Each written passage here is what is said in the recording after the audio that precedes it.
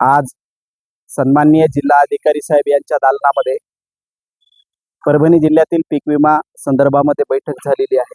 त्या बैठकीमध्ये पीक विमा कंपनीचे प्रतिनिधी, सन्माननीय जिल्हा कृषी अधिकारी व समवेत शेतकऱ्यांची बैठक झालेली आहे। त्या बैठकीमध्ये शेतकऱ्यांना त्या ठिकाणी बोलवण्यात आलं आणि त्या ठिकाणी एकाच याच्यावर बैठक म्हणण्यात आलं, परंतु त्या ठिकाणी वेगवेगळ्या क्रमानुसार शेतकऱ्यांना बोलवण्यात आलं आणि त्या ठिकाणी शेतकऱ्यांचं म्हणणं देखील ऐकण्यात आलं नाही।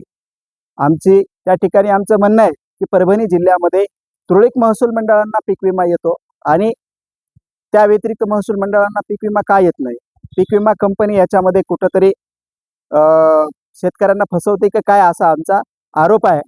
आणि परभणी जिल्ह्यातल्या काही महसूल मंडळांना परभणी तालुक्यामध्ये पीक विमा आला असं पीक विमा कंपनीचे प्रतिनिधी म्हणतायत, तालुका कृषी अधिकारी म्हणतायत, जिल्हा कृषी अधिकारी म्हणतायत परभणी तालुक्याला पीक विमा आला, परंतु प्रत्यक्षात त्या शेतकऱ्यांना विचारलं तर पीक विम्याचा एक पैसा देखील त्या ठिकाणी जमा झालेला नाही असं त्या ठिकाणी शेतकरी म्हणतायत।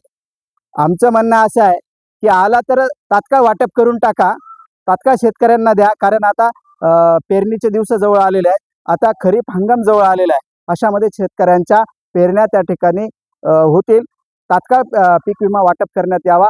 तसेच आमचं म्हणणं मान्य जिल्हाधिकारी आणि जिल्हा कृषी अधीक्षकांना त्या ठिकाणी मांडलं पाहिजे प्रशासनाला। आमची जे काय आज बैठक झालेली आहे त्या बैठकीमध्ये आम्ही जे काय प्रश्न त्या ठिकाणी मांडलेले आहेत त्या प्रश्नाचं त्या ठिकाणी आमचं म्हणणं काय ते म्हणणं राज्य शासनाला आणि कृषी आयुक्तांना त्या ठिकाणी मांडलं पाहिजे, अशी आमची एक विनंती आहे। त्या ठिकाणी एवढं बोलून थांबतो।